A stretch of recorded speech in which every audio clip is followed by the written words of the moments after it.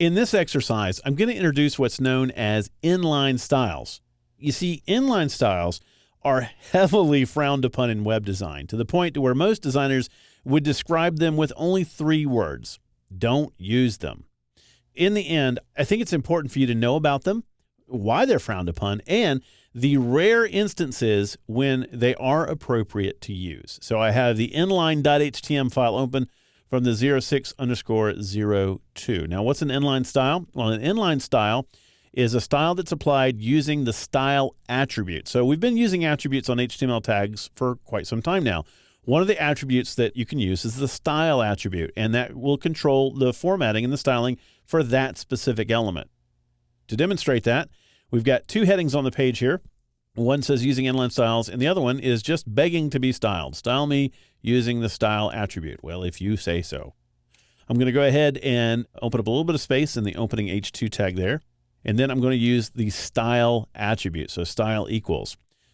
In quotation marks, remember what we said about CSS, how the syntax really has 3 parts, the selector, and then the properties and the values? Well, you don't need the selector when you use inline styles because you're targeting only this little guy right here. So now what I need to pass in are properties and values. The first property I'm going to do is color. And color is just that, the word color. That's all you need to do. When you type in a property and you're about to set a value, when we've been using attributes, we set values by using the little equals symbol. So, style equals. But in CSS, properties and values are separated by using a colon. So I'm going to type in a colon there. And then I could go ahead and if I wanted to, I could use any manner of definition of color. And CSS allows us to do a lot of different definitions. We can do hue, saturation, and brightness. We can do RGB. We can use hexadecimal values, which we'll take a look at a little bit later on. Or we can use keywords. And keywords are probably the easiest way to define color. So I'm just going to type in red. Now, after that, I'm going to type in a semicolon. The same way that a colon separates a property and a value, a semicolon tells the browser, okay, this particular property is finished. We'll move on to the next one. Then I'm going to go ahead and close my quotation marks right there. I'm going to save the file, and I'm going to preview this in a browser. There you go. And you're probably saying to yourself, well, wait a minute. That doesn't seem so bad. Why do you dislike inline styles so much? Well, when you only have 2 elements on a page, it's not a big deal. Imagine you have a 500-page site, and imagine that you're going to style every single element in your site with inline styles. So you have to go to every tag, write the style attribute, pass the styling in there, and then save it. And then somebody will come back to you later on and say, ooh, all those paragraphs are green. I need them to all be blue. And now you have to open up 500 pages, edit 500 pages worth of paragraphs, and change them. So yes, efficient, they are not. The other reason not to use them is that they pretty much overwrite any other styling that you do. So if you happen to have one on a page somewhere and forget about it, you could be writing external styles all day long, and you're going to be wondering why you can't change the color of this header. And it's because it has this inline style on it.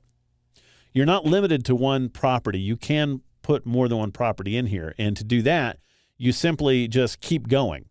So right after the semicolon for red, I could say something like font weight. Font weight controls the thickness of the font. And here I'm just going to say normal. So instead of bold, I'm going to say normal. And don't forget your semicolon.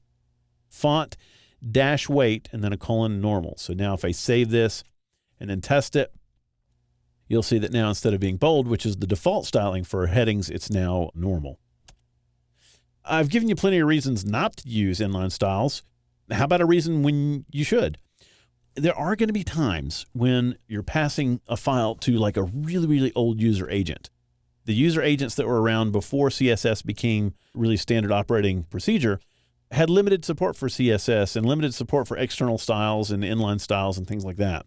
Now, you're not frequently going to run into these types of user agents unless you're sending a lot of HTML email. And that is about the only time where it's still cool, if you will, to use inline style. So if you're going to send out a bunch of emails that are HTML to various parties and you don't really know which email clients they're going to be read on, inline styles work pretty much across the board for the most part.